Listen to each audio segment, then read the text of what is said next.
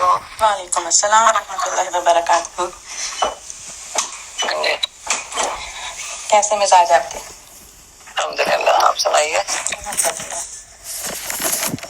کیسے آپ نے ریکیپ کر لیا سارا؟ ہاں جی کر لیا ہے. ایک دو سوال بھی ہیں میرے. نہیں پوچھیے پھر میں آپ سے کوشچن کروں گی آج. یہ آپ کہتے ہیں طواف زیارہ نفاس والی عورت نہیں کر سکتی، مگر نفاس والی عورت تو یہ تو اس کا نہیں ہے نا، ہمیں وہ تو ایک قسم کا، یہ تو پریگننسی بعد والی نفاس کی بات ہے، یہ جیسے کسی کو بیماری ہوتی ہے. نہیں نفاس تو ہے نا آفٹر ڈلیوری کے والی عدت. اچھا وہ والی صحیح. ہاں نفاس تو اگر ایسے تو اول ایسا کیس پیش تو نہیں آ سکتا، لیکن ہے کہ اگر خدا نہ خواستہ اتنا ارجنٹ، اصل میں ہر بندے کو ایک شعوری ایک لمٹ تو دی گئی ہے نا کہ ایسے میں حج نہ کرے نا کہ پتہ دے قریب ہے. جیسے تو اگر خدا ہوتا ہے نا، ہوتا رہتا ہے تھوڑا تھوڑا ہوتا رہتا ہے سم ٹائم، وہ لوکوریا ہوتا ہے. ہاں جی نفاس ہوتا ہے وہ خون جو ڈلیوری کے بعد 40 دن تک رہتا ہے. اور ایک دوسرا سوال ہے، جیسے میں نے کہ 5 نمازیں ہم نے وہ اپنے اپنے وقت پہ پڑھنی ہے، یہ جمع کر کے پڑھنی ہے؟ نہیں وہ اپنے اپنے وقت پہ، اپنے اپنے وقت پہ. اچھا قصر ہوئیں گی اور اپنے اپنے وقت پہ. جی جیسے میں نے میرے خیال پچھلے دفعہ میں نے آپ سے کیا تھا، مگر میں کلیئر نہیں ہوئی ابھی تک. میں نے دیکھ رہی تھی کہ جیسے آپ کہا تھا نا حج کا کوئی رکن رہ جائے تو حج مکمل نہیں ہوگا، مگر اگر واجبات یا فرائض میں سے کوئی رہ جائے تو صرف توبہ استغفار سے ہو سکتا ہے، مگر فدیہ نہیں دینا پڑے گا. اور اگر سنت میں اس سے کچھ رہ جائے تو اس پر بھی کوئی فدیہ نہیں ہے. تو یہ واجبات اور فرائض سنت تھی، وہی بات نہیں ہوگی ساری؟ نہیں اصل میں واجبات اور فرائض میں سے جیسے واجبات ہے نا، جیسے میقات سے احرام کی نیت کرنا، زوال آفتاب کے بعد مغرب کے الفاظ میں وقوف کرنا، رات مزدلفہ میں گزارنا، حلق یا تقسیق کرنا یا کروانا، ایام تشریق کی راتیں مینا میں گزارنا، جمرات کو کنکریاں مارنا، طواف وداع کرنا. تو یہ واجبات میں ہے نا. اچھا کچھ چیزیں ارکان ہوتی ہیں جس کے بغیر حج مکمل نہیں ہوتا. 4 ارکان ہے نا. ہاں جی احرام، اور کچھ چیزیں جو ہوتی ہیں وہ جو کہتے ہیں نا فرائض یا واجبات میں سے آتی ہیں، فرض کے درجے میں ہوگی یا واجب ہوگی. تو اس میں سے اگر اول تو ایسا چھٹنے کا مسئلہ بن نہیں سکتا بندے کے اوپر جب انسان پورے ایک گروپ کے ساتھ پابندی کے ساتھ چل رہا ہوتا ہے. لیکن ان بشری انسان ہونے کی وجہ سے اگر کوئی نسیان کی وجہ سے، کمزوری اور بھول کی وجہ سے کوئی ایسا عمل چھوٹ جاتا ہے جس میں سے وہ انسان کو کتنا بلاوا آ گیا نا بس جی، تو بلاوے میں پھر وہ ہے کہ کوئی دم یا اس میں پھر کوئی وہ کتنا نہیں ہوگا، دم نہیں ہوگا بلکہ اس پہ توبہ استغفار کرے گا. یعنی جیسے دیکھیں ہماری نماز سوئے میں گزر جایا کر، کیا ہوتا ہے اس کے اوپر؟ صحیح توبہ کرنی پڑتی ہے، جلد سے پڑھنی پڑتی ہے. اٹھتے پڑھ لیں، لیکن اس کی قضا نہیں لکھی جاتی. وہ جو سوئے میں رہ جاتی ہے نا نماز، اگر بالفرض اول تو ہم یہ نہیں کہ جان کے سوتے رہے، یہ تو اللہ کو پتہ ہے، اللہ نوز بیسٹ. اصل بات ہے کہ نسیان کبھی کبھی ہوتا ہے، تھکاوٹ ہوئے یا لاچاری کبھی کبھی ہو سکتی ہے. بالکل. تو جب اس طرح کی حالات ہو جائے تو کبھی کہتے ہیں نا کہ پورے ارادے اور پابندی وقت کے ساتھ انسان کا تہیہ کر کے اور لیٹا تھا کہ نہیں فجر میری نہیں جانی چاہیے یا کوئی اور نماز دن کے حصے میں نہیں جانی چاہیے، جیسے بات کرتا تھا بہت تھکاوٹ ہوتی ہے تو انسان اثر کے بعد کبھی ایسے کیلملہ کرتا ہے تو لیٹتا تو آنکھ لگتی ہے ایسی کہ وہ مغرب تک سویا رہ جاتا ہے، عشاء میں جا کے آنکھ کھلتی. شاذ و نادر ہی ہوتا ہے، کبھی ایسا ہو تو نہیں سکتا، عام طور پہ عام معمول نہیں ہو سکتی. انسان کی وہ حالت ہوتی ہے جب انسان بیماری میں لاچار ہو گیا یا کچھ ایسی حالات آ گئی، اس میں اللہ سبحانہ تعالیٰ نے وہ دیکھیں وہ فرض نہیں تھا، وہ فرض ہے نا ہمارا. اچھا صحیح. تو فرض ہے نا، فرض کو نسیان کی وجہ سے یا سونے کی وجہ سے ایسا فرض آگے پیچھے ہو گیا تو اس میں پھر کیا ہوگا، اٹھتے ہی کیا نام ہے نماز پڑھیں گے تو ہماری وقت والی نماز قبول ہو جائے گی. ٹھیک ہے. اور اسی طرح یہاں پہ جو انہوں نے بات رکھی ہے کہ اگر کوئی رکن ادا نہیں کریں گے تو حج نہیں ہوگا، ہے نا. لیکن اگر کوئی فرض ایسا واجب جیسے اول تو اللہ نہ کرے ایسا ہو نہیں سکتا، انہوں نے آپشنل کیس میں بعض اوقات وہ گنجائش رکھی ہوتی ہے، ہو سکتا کوئی ایسا مریض آ جائے، ہے نا، وہ اس مقام پہ بیٹھا ہوا ایسا مریض ہے کہ اس سے بے ہوشی آ گئی ہے اور بے ہوشی میں چلا گیا، اور بے ہوشی میں جانے کے بعد اس کی جو 2 نمازیں جمع کی تھی لوگوں نے مل کے، اس میں تو بے ہوش پڑا رہا. ہاں صحیح. تو اس کا وہ فرض تو وہ اکٹھا نکل گیا نا جماعت والا. اس کے بعد کبھی ہوش آئی اس ٹائم کے اندر آ جائے یا ٹائم کے بعد آ جائے، تو وہ تو ایک بالکل ایسا کیسا جو کہتے ہیں نا لاکھوں میں شاید ایک ہو سکتا ہے. ٹھیک کہہ رہے ہیں آپ. ہے نا. اللہ تعالیٰ ہم سب کو عافیت میں رکھے. جب انسان ارادے باندھتا ہے تو اللہ ہمارا مددگار بھی ہو جاتا ہے. بالکل. تو کبھی یہ چیزیں انسان کی زندگی میں کبھی آ بھی جائیں تو کیس یا عمل یا اس کا جو حل ہے وہ انسان کو معلوم ہونا چاہیے.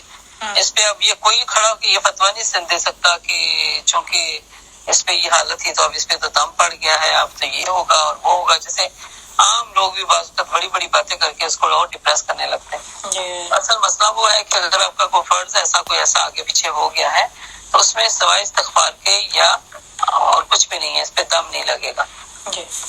تو بس یہ ہے فرائض تو وہی ہے جو نمازیں ہماری فرض والی ہیں. تو لیکن ارکان جو ہیں وہ ارکان ادا کیے بغیر حج نہیں ہو سکتا. وہ تو 4 جو واجب ہے نا. جی بالکل. جزاک اللہ. اور کچھ یہ جو کہتے ہیں نا کعبہ کو پہلی دفعہ دیکھ کر جو دعا کرو قبول ہوتی ہے، اور میرے پاس ایک بک ہے اس میں ہے بھی وہ دعا، تو یہ بھی سنت سے ثابت ہے. اصل میں آپ اللہ تعالیٰ کے مہمان بنے ہیں نا، تو ویسے تو اللہ تعالیٰ اس میں مشروط یعنی شرط ہو جاتی ہے نا کہ اللہ کے گھر آئے ہیں، اللہ کے گھر کی زیارت ہو. دیکھیں نا آگے پیچھے پھر اگر آپ بہت توجہ اور کہتے ہیں نا شوق اور جذبے کے ساتھ دعائیں مانگ رہے ہیں تو دعائیں ہر جگہ قبول ہوتی ہیں. لیکن چونکہ ہم خصوصی طور پہ اللہ کے گھر کا سفر جب باندھتے ہیں تو ایک شوق، ایک لگن، ایک محبت، ایک تڑپ، ایک عاجزی، ان کے ساری سب کچھ شامل ہوتا ہے اس میں. تو یقیناً قبول ہوتی ہے. جی. تو آپ سے پہلے دعا بھی مانگنی چاہیے، جیسے اللہم ایمانا بکا و تصدیقا بکتابک، یہ والی نہیں ایسے کوئی ثابت نہیں ہے. نہیں مطلب دعائیں رکھیں، آپ کوئی بھی مان سکتے ہیں لیکن اس کو لازم نہیں کر سکتے کہ یہ تو آپ کا حصہ ہے، اس سے پہلے یہ مان کے آگے جانا ہے. ہاں جی ادھر تو یہی لکھا ہے تو آپ سے پہلے کی دعا. ویسے انہوں نے ہو سکتا دے دیا. یہ کون سی بک ہے آپ کے پاس؟ ایجا کا نستعین ہے نا، یہ میں نے المیزان سے خریدی تھی. اس میں ہاں جی طواف سے پہلے لکھی ہوئی دعا جو آپ مجھے بتاتی وہ تو میں اس کو ہائی لائٹ کر لیتی ہوں نا کہ یہ جی وہ تو وہی دعائیں اصل میں ہو سکتی ہیں جیسے کہ عام دعائیں میں. اصل میں دعا کیا ہوتی ہے؟ دعا اللہ اور بندے کے درمیان ایک وہ خصوصی عبادت کا وہ معاملہ ہے جو انسان دوسرے سے مخفی رکھا گیا ہے نا. بالکل. تو وہ اللہ اور بندے کے درمیان ہے. تو وہ تو دعائیں تو اس کو آپ اپنی دعا کو کسی کے اوپر لاگو نہیں کر سکتے. اگر اللہ کے نبی نے مانگی ہے تو ہم لاگو کر سکتے ہیں. یہ تو نہیں بتایا ہوا کہ سنت سے ثابت ہے یا نہیں. بس تو دعا ہے تو ٹھیک ہے، دعا کے طور پہ مانگ سکتے ہیں. لیکن اگر میں کبھی بھول بھی گئے تو اس کا یہ مطلب نہیں کہ تو آپ نہیں ہوگا. دعائیں ہیں، اس کا اہتمام ہماری زندگی میں ایک لازم حصہ ہے. اللہ تعالیٰ کو جتنی عبادت میں دعا ایک عبادت بھی ہے نا، جتنی عبادتیں باقی ہمیں فرائض کے ساتھ منظور ہیں، اسی طرح اللہ تعالیٰ کو ہماری دعائیں بھی اسی طرح مقصود ہیں. تو لاپرواہی تو نہیں ہو سکتا کبھی بھی انسان ایسی دعاؤں سے. تو یہ ضروری نہیں ہے طواف شروع کرنے سے پہلے یہ والی دعا ضروری نہیں ہے. کوئی تو آپ کے ارکان کا حصہ نہیں ہے. کوئی سنت سے ایسا میری نظر میں مجھے نہیں ابھی تک پتا کہ ایسا کوئی ثابت ہے. بس ویسے دعا ہے ٹھیک ہے، آپ کر سکتے ہیں. اس سے پہلے کریں، بعد میں کریں، مڈل میں کریں، کبھی بھی کریں. ایک اور سوری رکن یمانی کا استعلام کرنے والی دعا وہ بھی ثابت ہے یا نہیں؟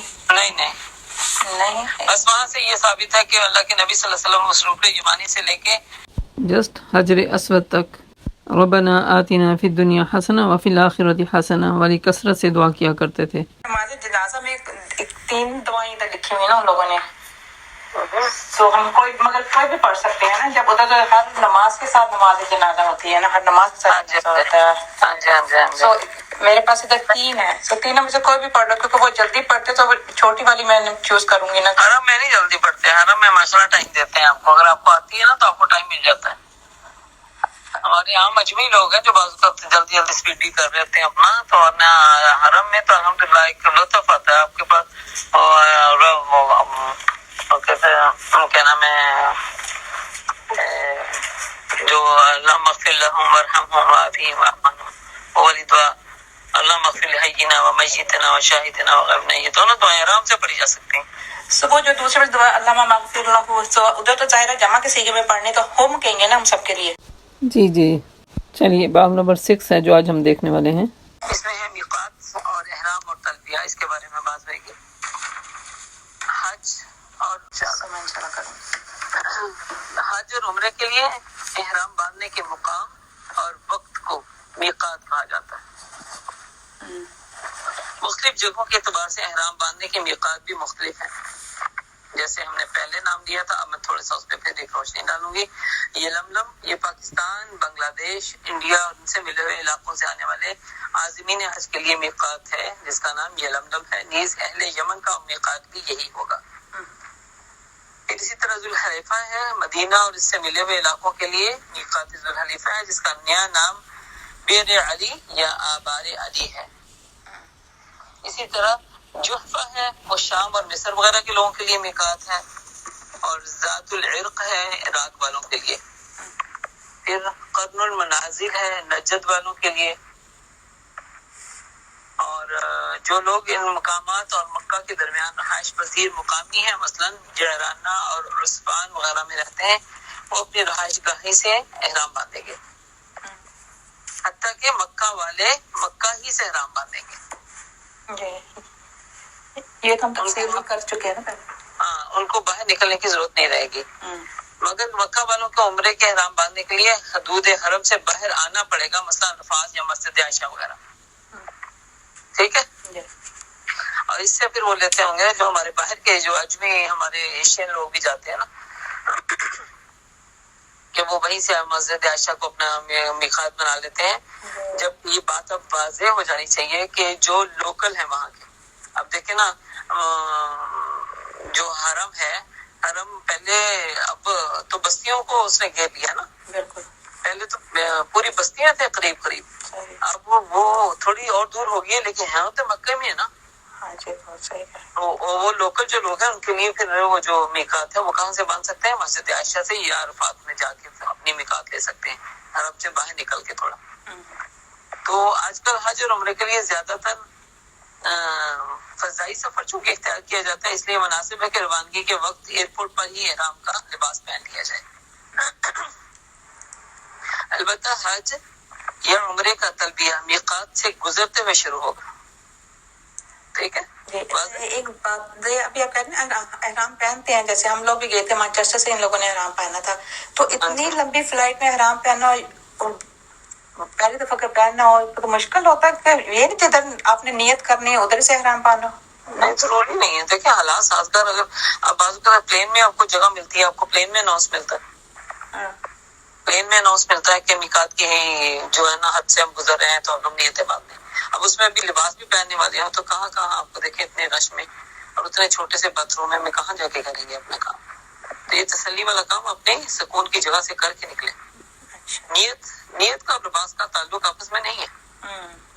ٹھیک ہے. لباس آپ پہلے پہن سکتے ہیں، اور جیسے ایئرپورٹ میں اب کبھی ابو ظہبی سے چلے ہیں، اگر آپ ڈائریکٹ جو سعودیہ تک کا سفر ہے پیچھے سے نہیں، اس والے ایئرپورٹ سے نہیں کاؤنٹ ہو رہا، وہ جو بیچ والا ہے. اگر ڈائریکٹ آپ کی فلائٹ ادھر سے ہے، آپ سمجھتے ہیں کہ گلاسگو سے اڑ رہی ہے تو وہ آگے جا رہی ہے بالکل جدہ جا رہی ہے، تو پھر ظاہر گلاسگو کے ایئرپورٹ سے آپ تیاری کر کے نکلیں. تو لیکن ہے کہ اگر آپ کو پتا ہے کہ ہم وایا ٹرکی جا رہے ہیں اور قطر ایئر لائن سے جا رہے ہیں، کہیں بھی جا رہے ہیں، تو اس میں پھر وہ ایک جو مڈل والا اسٹے ہوتا ہے وہاں سے اپنی تیاری کر لیں. وہ جو گیپ ٹائم ہوتا ہے نا اس میں اپنی تیاری کر لیں. لیکن نیت کب ہوگی؟ جب میقات کی حد سے گزریں گے ہم، جب اناؤنسمنٹ ہوتی ہے. تو اس کے نفل بھی ہوتے ہیں نیت کے؟ نہیں، یہ اللہ کے نبی صلی اللہ علیہ وسلم سے ثابت نہیں ہے کہ نیت کے ساتھ کوئی نفل بھی پڑھنے کا اہتمام کیا ہو آپ صلی اللہ علیہ وسلم نے. نفل تو ویسے ہے کہ لازمی نہیں ہوں گے، ایسے حالات میں آگے چلتی ہوں تو انشاءاللہ اس پہ واضح ہو جائے گا بات. لیکن نیت اصل میں بات ہوتی ہے کہ نیت آپ نے کر لیا. نیت ہے وہ ارادے اور وقتی کا نام ہے جس میں آپ کی توجہ پوری طرح ہوگی. اور وضو کر کے اگر نیت ہم نے بنائی ہوتی ہے تو پھر ظاہر یقیناً 2 نفل پڑھتے ہوئے ہمیں سفر سے گزر، جیسے اللہ کے نبی صلی اللہ علیہ وسلم کی ایک عادت مبارکہ تھی، جب بھی آپ سفر لیتے تھے تو آپ گھر سے 2 نفل پڑھ کے گزرتے تھے. हमने पढ़े थे ना, उन लोगों ने हमें कहा था ना कि आप नफल में हाँ, तो दो नफल जो पढ़ना है वो एक कहते हैं ना, आप एक सफर, एक मुबारक सफर के लिए गुजर रहे हैं, जाने वाले हैं, तो आप लोग पढ़ सकते हैं। हवाई सफर ना भी हो तो मिकात से पहले इहराम का लिबास पहनना जायज है, ताहम नियत मिकात से या इसके बराबर से गुजरते ही होगी। फिर जिस तरह नमाज़ें तकबीर तहरीमा से नमाज में दाखिल होता है, तकबीर तहरीमा के बाद इस पर कुछ पाबंदियां आ जाती हैं, इसी तरह हज या उम्रा करने वाला इहराम के बाद हज और उम्रे में दाखिल हो जाता है, इस पर भी कुछ पाबंदियां आयद होती है। ठीक है, जैसे हम नमाज में होते हैं तो हम क्या होते हैं, हम सलाम का जवाब नहीं दे सकते, हम किसी को शुश नहीं कर सकते, अपनी तवज्जो पूरी नमाज में रखते हैं। इसी तरह जब एहराम की हालत में चले जाए तो वहाँ पे भी जो पाबंदियां लाजिम हो वो उनकी पाबंदी में आ जाता है। एहराम से कबल गुस्ल करना ये हज या उम्रा बांधने वालों के लिए पसंदीदा तो जरूर है, मगर मतलब है कि इसको अल्लाह के नबी से साबित नहीं है। अच्छा जी, पसंदीदा जरूर है, आप तो साफ सुथरा होकर निकल रहे हैं, लेकिन ये कोई हज जो उम्र का हिस्सा नहीं है कि इसको इसके साथ अटैच करें। अगर आपने 4 घंटे पहले किया हुआ है या डे बिफोर किया हुआ है और आप समझते हैं कि वो कनात कर जाएगा तो अल्हम्दुलिल्लाह जी। लेकिन वाजिब है कि सर यानी सर से पांव तक सफाई, यानी जेर नाप बालों और बालों की सफाई को इस वक्त तक मौखर करना और इस तखीर को मसनून समझना दुरुस्त नहीं है। यानी वो कहता ना, महीना 2 महीने आज की नियत करी हुई है तो आप कहते हैं कि करीब जाके सफाई करूँ, तो अपने रूटीन में अपना सारा काम करते रहें और सफाई का एहतमाम रखें। अगर हाजी या मोतमिर कौन होता है, उम्रा करने वाला, शाबाश, वेल डन, किसी और वजह से गुस्ल नहीं कर पाता या नहीं कर सकता तो गुस्ल के बगैर भी एहराम बांध सकता है। इसके हज या उम्रे में किसी किस्म का कोई खलल वाक़ई नहीं होगा, एज लॉन्ग पाक हो। हाँ, पाक हो, ऑफ कोर्स पाक तो लाजमी है ना, लेकिन है कि पाकी के लिए देखिए, अगर पाकी भी अगर बिल फर्ज किसी ऐसी वजह से, जैसे कहता ना अल्लाह के प्यारे नबी सल्लल्लाहु अलैहि वसल्लम के दौर में एक सहाबी के सर में जख्म था, उन्हें जनाबत की वो गुस्ल की जरूरत पड़ चुकी थी। उन्होंने सहाबा से पूछा मैं क्या करूं, तो उन्होंने कहा नहीं गुस्ल तो लाजमी है ना। तो ऐसे में क्या हुआ, जब पानी उनके सर में गया तो उनकी डेथ हो गई। अल्लाह के नबी सल्लल्लाहु अलैहि वसल्लम इस बात पे बहुत ज्यादा रंजीदा और गुस्से में आए थे, कहा था कि अल्लाह आप लोगों को समझ दे कि आप लोगों ने जब तयम्मुम का एक मसला था हमारे हाथ में तो फिर उसको क्यों ना कहा कि वो तयम्मुम कर ले। तो ये चीजें हम सब के इल्म में और हमारी मालूमात में होनी चाहिए कि अगर ऐसा कोई मसला पेश आ जाता है इसमें पाकी के ऊपर नापाकी के ऊपर हमारे गुस्ल की जरूरत पड़ती है, तो पीछे से कहते हैं ना बीमारी ऐसी है कि जिसमें पानी का इस्तेमाल जो इंसान के लिए जान का लागू है, फिर ऐसे में क्या कर सकता है, वो तयम्मुम कर सकता है। और उसमें फिर दिल में क्या है, कोई खलल नहीं रहना चाहिए कि ये बंदा सोचे कि अच्छा मेरा तो जो कहता है हमारी आदतें जो हो जाती है ना, उस आदत में थोड़ी गड़बड़ होती है ना, आगे पीछे होती है, हालांकि हम जायज हक कर वो दिल जो तसल्ली नहीं लग रहा होता, उससे थोड़ा सा अपने आप को अल्लाह पे, क्योंकि जिस रब ने हमें सफाई और के तमाम की इतनी सारी यादें लगाई थी, उसी रब ने हमें गुंजाइश भी दी। बिल्कुल। फिर इसी तरह बदन पर जो खुशबू लगाना है वो कतन मना है, एहराम बांधते हुए कपड़ों पर खुशबू नहीं लगाना चाहिए। और औरत लोग एहराम पहनने से पहले लगा सकते हैं? नहीं, मर्द लोग भी नहीं लगा सकते हैं, एहराम से पहले खुशबू लगाना मना है। बहरहाल आगे चल के हम थोड़ा देखते हैं कि कपड़ों पे खुशबू नहीं होनी चाहिए जो एहराम के कपड़े हैं। औरतों को भी चाहिए कि वो इससे एहराम से कबल गुस्ल करें, नीज वो औरतें चाहे वो हाजे है हैज की हालत में हो या नफाज में हो तो वो भी गुस्ल करके एहराम बांधेंगी। फिर एहराम बांधते वक्त जो 2 किस्म की औरतों पे गुस्ल करना जरूरी है, मसलन एहराम बांधते वक्त तो ऐसे गुस्ल करना तो जरूरी नहीं है ना, जैसे मैंने अभी पहले बताया, ना मर्द के लिए ना औरत के लिए, लेकिन 2 हालतें ऐसी जिसमें वो जरूरी है। वो क्या है, हज या उम्रे के लिए जाते हुए रास्ते में अगर कोई औरत को इज्जत की, जैसे पहले बताई, वलादत पेश हो जाती है, उसके लिए गुस्ल जरूरी है। नीज नबी अकरम सल्लल्लाहु अलैहि वसल्लम के सफर में सैयदना अबू बकर रजी अल्लाह अन्हु की अहलिया मोहतरमा सैयदा अस्मा बिनत अमीस के यहाँ मोहम्मद बिन अबू बकर की विलादत हुई, तो नबी अकरम सल्लल्लाहु अलैहि वसल्लम ने इनको गुस्ल करके एहराम बांधने का हुक्म दिया था। तो ये वाकया उन्होंने ऐसे हालत में उम्रा किया था? देखिए उस वक्त तो देखिए हालात कैसे थे ना।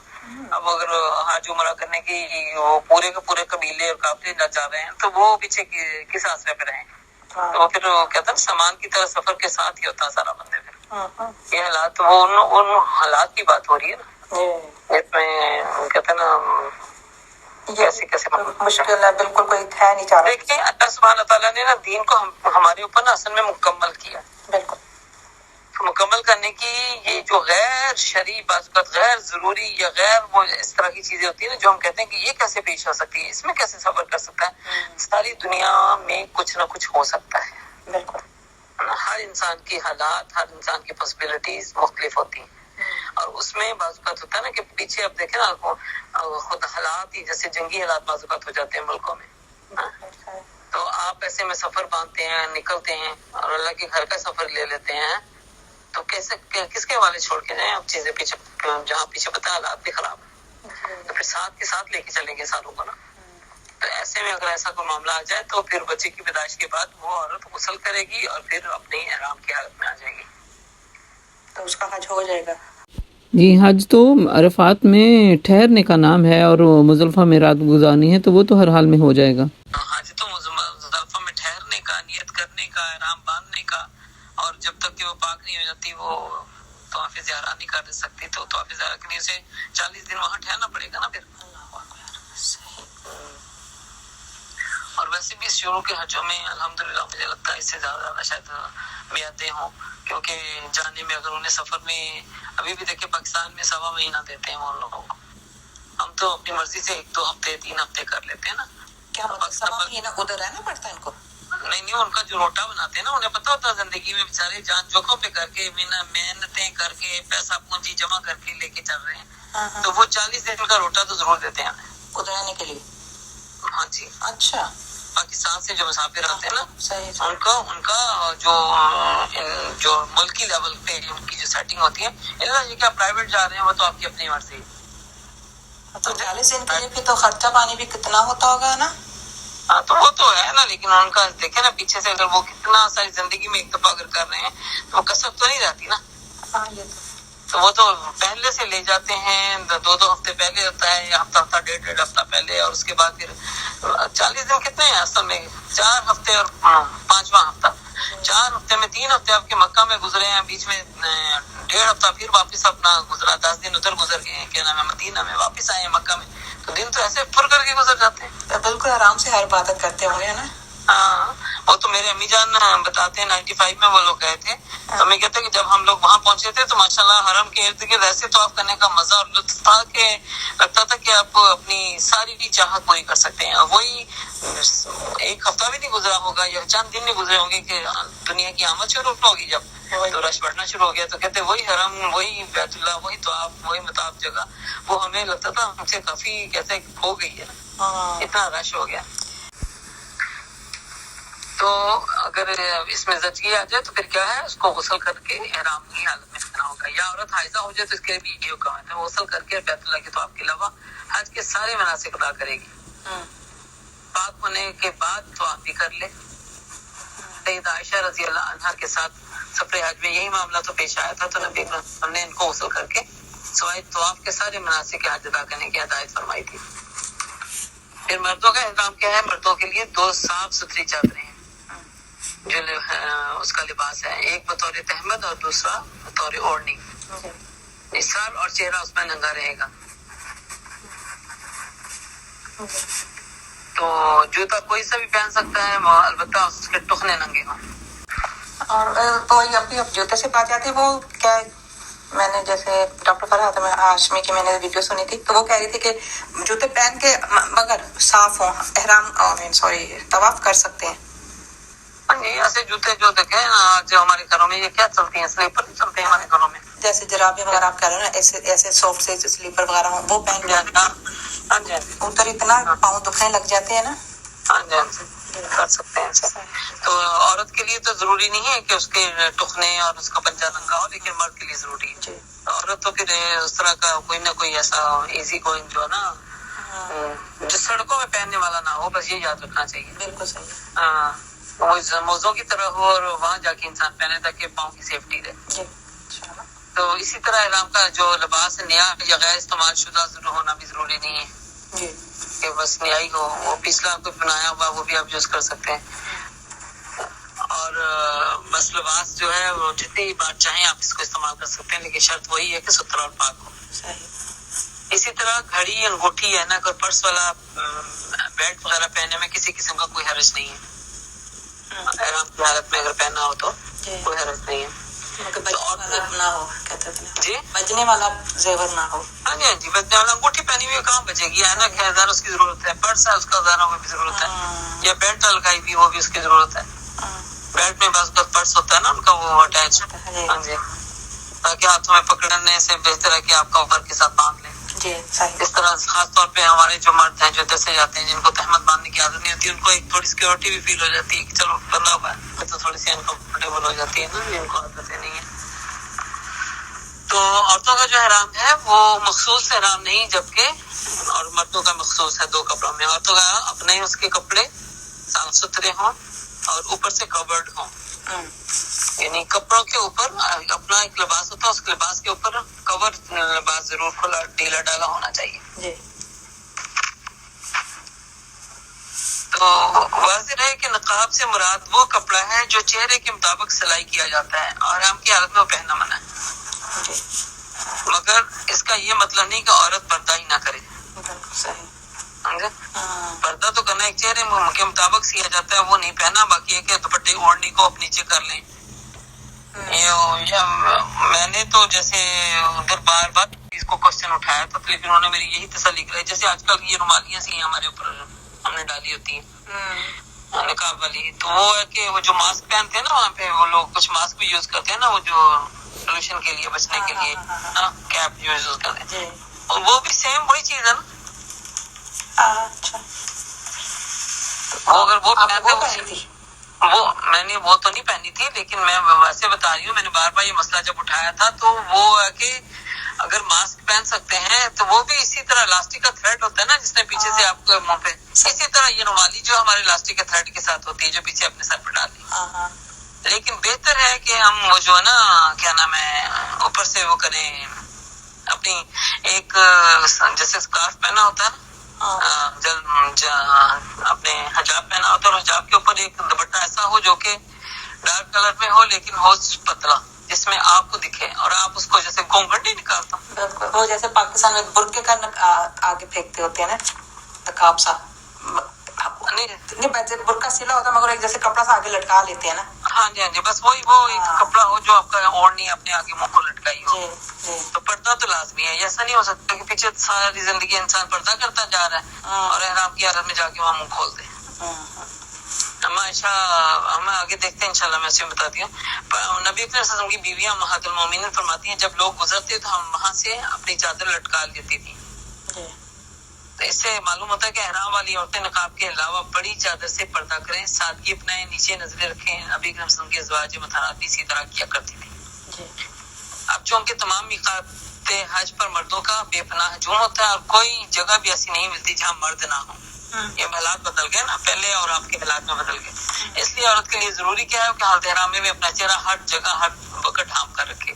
اس کے لیے کسی قسم کی تکلیف کی ضرورت نہیں. جس طرح وہ چہرہ ڈھانپ سکتی ہے ڈھانپے بڑی چادر سے یا اسکارف سے یا کسی اور طریقے سے. دیکھیں یہ بات ہوا ہے واضح ہوگی نا.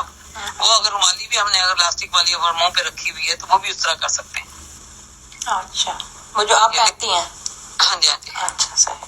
انہوں نے کیا کہا چہرہ ڈھانپنا ضروری ہے چاہے اسکارف کے ذریعے ہو اسکارف کے پلو سے آپ نکال کے اس کو اپنے ڈال دیں اس پہ وہ سائڈ سے نکال کے ڈال لیتے ہیں نا یا پھر بڑی چادر سے یا کسی بھی اور طریقے سے. چہرہ کھلا رکھنا اس کے لیے قطعاً جائز نہیں ہے سوائے مرد محرم مردوں کے سامنے. بالکل.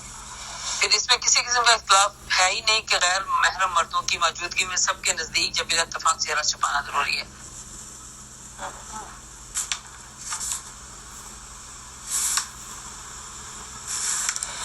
ٹھیک ہے. غیر محرم جتنے بھی ان کے سامنے چہرہ چھپانا ضروری ہے. پھر احرام کے بعد غیر مصنون اعمال سے اجتناب کرنا چاہیے. یعنی بعض لوگ احرام کے آغاز میں استباع یعنی کندھا ننگا کر لیتے ہیں اور اسی حالت میں نمازیں ادا کر رہے ہوتے ہیں جبکہ یہ بالکل غلط ہے. میں نے آپ سے پہلے بھی یہ بات بتا چکی. کندھا ڈھانپنا چاہیے جب فرض نماز کا ٹائم ہو جائے. جی بالکل کیونکہ نماز کی حالت میں کندھے کھلے رکھنا منع کیا گیا ہے. نہیں نبی اکرم صلی اللہ علیہ وسلم نے استباع یعنی صرف طواف قدوم میں ثابت ہے. جی طواف قدوم عمرے کے طواف میں طواف قدوم ہوتا ہے جس میں پہلا طواف ہم نے اندر جا کے کیا نا، سب سے پہلا طواف ہے، قدوم قدم سے ہوتا ہے نا جو پہلے طواف ہم تبھی کرتے ہیں جب ہم عمرہ جاتے ہیں. ہاں بالکل، ہم عمرے کی حالت میں ہوتے ہیں. احرام باندھنے کے بعد 2 رکعت نفل نبی کرم سے ثابت نہیں. بات آ گئی کلیئر؟ احرام باندھنے کے بعد 2 رکعت نفل ثابت نہیں ہے، لیکن ہے کہ وہ جیسے اللہ کے نبی سفر کے بعد جاتے ہوئے سفر سے پہلے کرتے تھے، یا تو اگر کر رہے ہیں اس طرح آپ تو اگر نہیں بھی پڑھے تو اللہ حرج، ان کوئی فتویٰ نہیں دے سکتا آپ کے اوپر.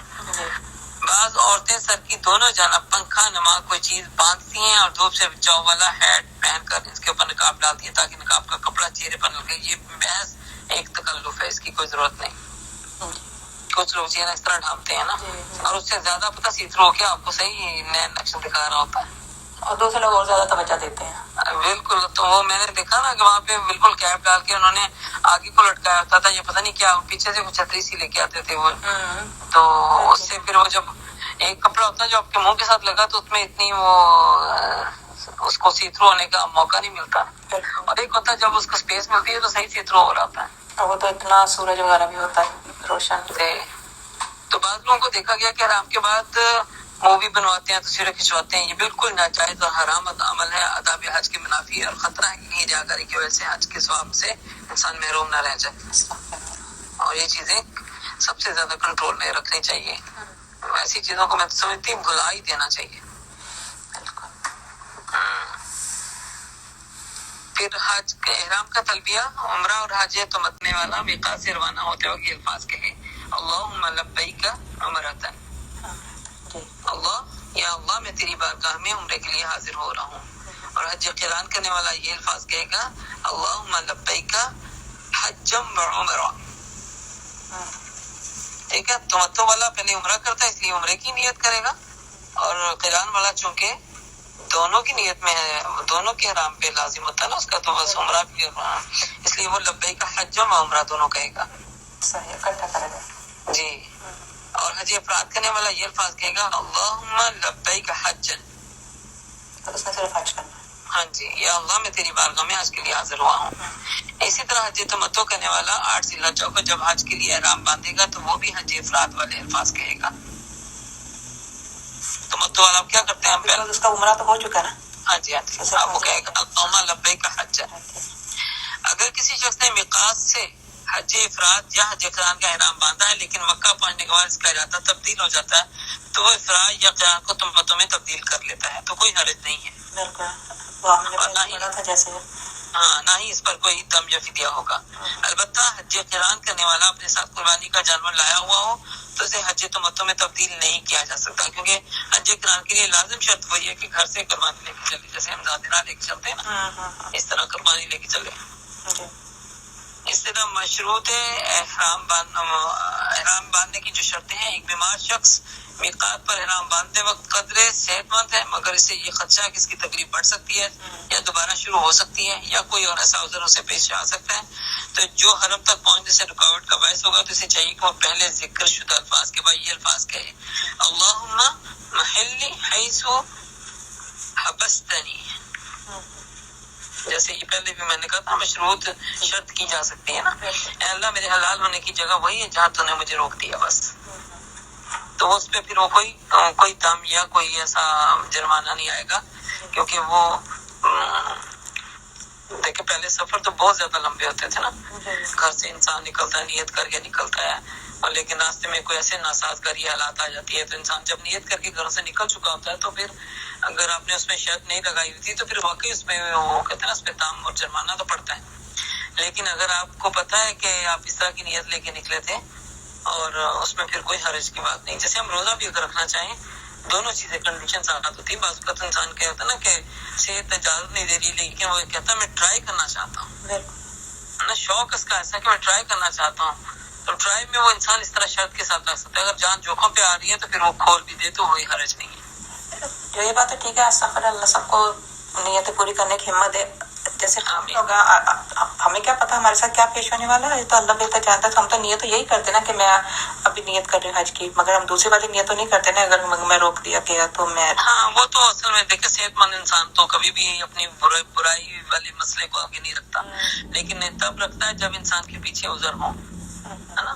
کوئی ایسی ڈائبٹیز کا مریض ہے، کوئی ایسا مریض ہے، کوئی ہارٹ کا پیشنٹ ہے، کوئی اچھا کو مطلب ایسا ہے جس میں وہ انسان کہتا ہے نا کہ اس کی عام حالات میں طبیعت میں اونچ نیچ چلتی رہتی ہے ماشاء اللہ ہوتی رہتی ہے. تو ایسے میں پھر انسان کا وہ ایک شوق ہے، اس کی وجہ سے وہ نکل بھی رہا ہے تو اسے ڈر بھی لگا ہوا ہے کہ کہیں وہاں جا کے کچھ ایسا نہ ہو جائے. تو ہم دونوں نیتیں نہیں کر سکتے. نہیں دونوں نیت نہیں. صحت مند انسان تو نیت میں ایسا نہیں کوئی تماشا تو نہیں بنا سکتا نا کہ دین کو. یہ بات نہیں میں جس ویسے کہہ رہی ہوں. نہیں میں آپ کی بات کو بھی نہیں جواب دے رہی. میں ایک صحت مند انسان کی بات کر رہی ہوں. ایک صحت مند انسان کیوں سوچے گا؟ اگر بیمار انسان ہی سوچ سکتا ہے نا کہ اس کے ساتھ کوئی، تو اگر اللہ کی طرف سے کچھ ایسا آ گیا تو پھر انشاءاللہ وہ تو اللہ کو بہتر پتا ہے نا. پھر اس شرط کا یہ فائدہ یہ ہوتا ہے کہ اگر رکاوٹ پیش آنے کی صورت میں احرام کھولنا بھی پڑ جائے تو اسے فدیہ نہیں دینا پڑے گا. اس کا حج نفلی ہے تو قضا بھی نہیں دینی پڑے گی. لیکن اگر اس نے شرط احرام نہیں باندھا، مشروط احرام نہیں باندھا تھا، رکاوٹ کی صورت میں قربانی کرنا اور اس کی طاقت میں بھی ہے تو اپنی قربانی کسی کے ساتھ حرم بھیج دے تاکہ وہاں ذبح ہو جائے. کوشچن ہمارے ہوتے ہیں ان میں آنسر بھی مل جاتے ہیں ہمیں آگے سے آگے.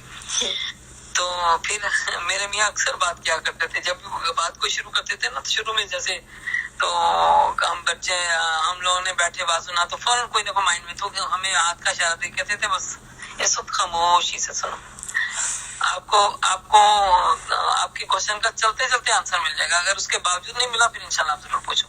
تو بات وہ پھر سمجھ آتی تھی کہ واقعی بعض اوقات اسی طرح قرآن پڑھتے ہوئے بعض اوقات آپ کے دل میں ایسی کچھ آ جاتا ہے، لیکن جو ہی آپ آگے چلتے ہیں پتہ چلتا نہیں وہ جو دل میں آ رہی تھی وہ آگے بات کھل گئی. تو اسی طرح اپنی قربانی کسی کے ساتھ بھی ہم حرم میں بھیج سکتے ہیں اگر ہمارے ساتھ ایسے حالات، اگر پتا تھا پیچھے سے بالکل ٹھیک ٹھاک تھے ہم تو ایسے میں آ گیا تو کوئی عذر پیش آ گیا تو پھر قربانی کو حرم بھیجا جائے. پھر اندازاً اس میں ذبح ہونے پر احرام کھول دے. جب وہ پتہ چلے کہ اس ٹائم پہ ذبح ہو جائے گا تو اس میں احرام کھول دے. جیسے پیارے نبی صلی اللہ علیہ وسلم عمرے کی نیت کر کے آئے تھے، یہ صلح حدیبیہ کا جب معاملہ پیش آیا تھا ہے نا، یاد آیا؟ تو انہوں نے پھر کہ عمرہ پیچھے سے تو نیت کر کے آئے تھے، حالات سازگار تھے، اپنی طرف سے سارا کچھ ٹھیک تھا، مگر آگے سے روک دیا گیا، کفار مکہ نے نہیں آنے دیا.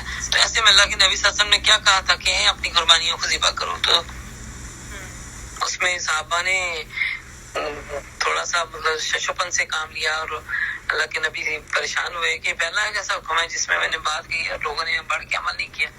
تو میں سلمہ ساتھ تھی تو انہوں نے کہا کہ اللہ کے نبی آپ کر دیجیے اپنی قربانی.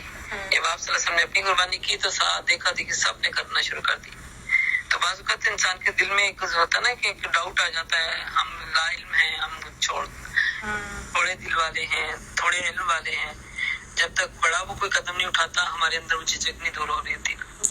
تو پیارے نبی صلی اللہ علیہ وسلم نے جب قربانی کی تو اس کا مطلب ہے کہ وہ تو یہ دوسرا عذر جو ہمارے سامنے کھلتا وہ اسی صلح حدیبیہ کے حوالے سے ہمارے سامنے بات کھل جاتی ہے. تو اسی طرح پھر جب پتہ چلے کہ کھول دی تو اس میں کے بعد احرام بھی کھول سکتے ہیں.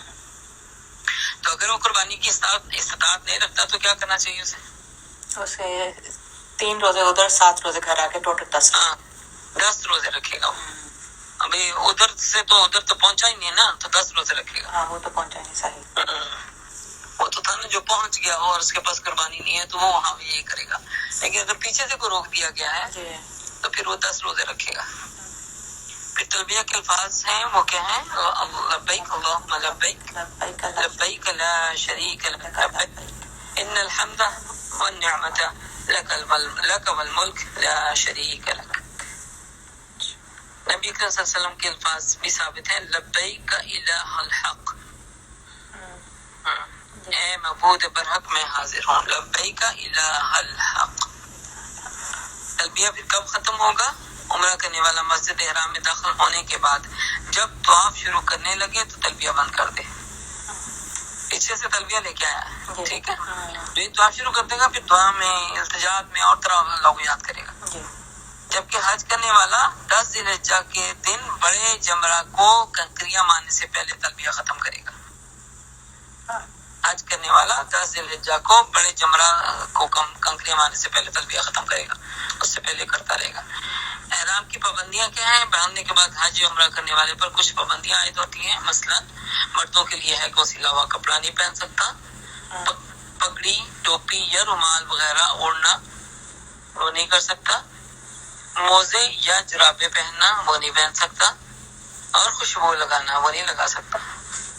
سو ابھی جیسے میں نے آپ سے پہلے بات کی تھی جو وہی میں کہتی ہوں، کس نے کہا تھا ویسے آپ کو یہ کہ وہ یہ ڈاکٹر فرحات ہاشمی کی میں نے پڑھی تھی احرام کی شرائط میں، صحیح ان کی ویڈیو میں۔ وہ مرد پہلے خوشبو لگا لے پھر کپڑے پہنے؟ ہاں جی، یعنی کہ نہاتا ہے تو پہلے وہ لگا سکتا ہے، یہ نہیں کہ احرام سے پہلے لگا سکتا ہے، اور یہ موزے بھی پہن سکتا ہے کہ ٹکنوں سے نیچے، یا ایسی کوئی جوتے میں نے جیسے ابھی آپ سے بات کی تھی کہ پاؤں میں جیسے تکلیف ہوتی ہے وہ پہن سکتے ہیں، مگر ٹکنے ظاہر وہ ننگے ہوں۔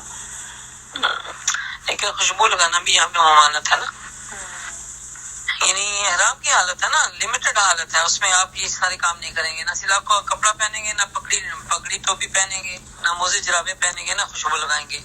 اور سر کے بال کٹوانا، اس پر قیاس کرتے ہوئے جمہور علماء نے جسم کے دوسرے حصوں کے بالوں کی صفائی کرنے کو ممنوع قرار دیا ہے۔ احرام کی حالت میں آ گئے نا آپ۔ اور اسی طرح ناخن کاٹنا یا بیوی سے استمتاع کرنا یا نکاح کرنا، نکاح کرانا یا اس کا پیغام بھیجنا، پھر خشکی کا شکار کرنا یا شکار میں مدد دینا، یہ سب چیزیں ممنوع ہیں۔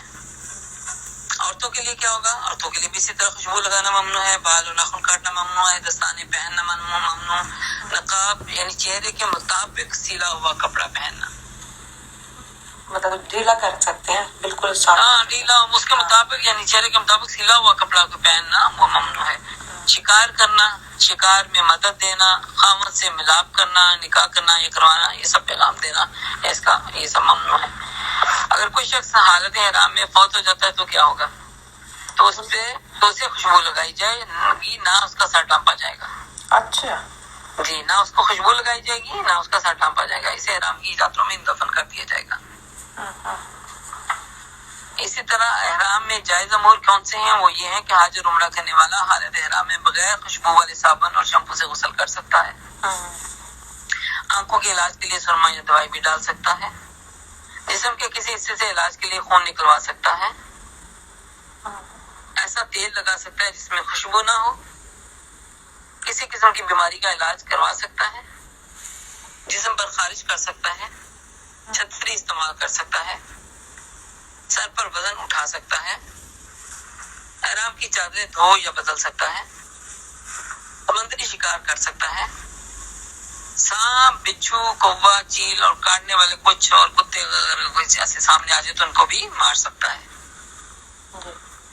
ٹھیک ہے، یہ تھا آج کا ہمارا چیپٹر، اس میں بہت ساری باتیں کھلی انشاءاللہ۔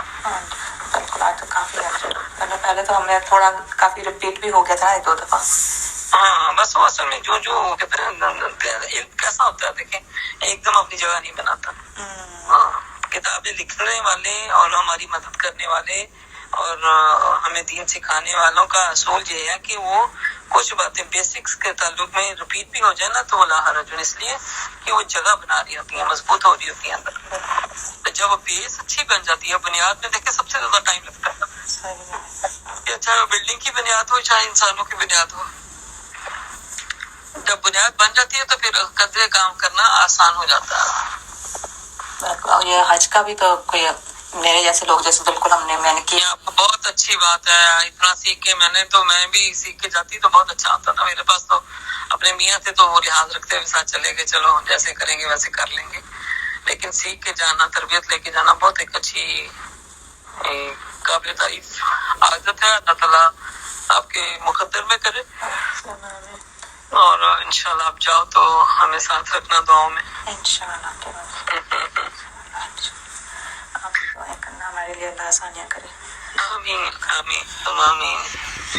اللہ تعالیٰ نے رکھے ہیں تو اللہ اس کو پورا کرنے والا بنا دے، اسباب بنا دے، محرم ریڈی کروا دے ساتھ میں، اے اللہ تعالیٰ آسانی کا معاملہ کرے۔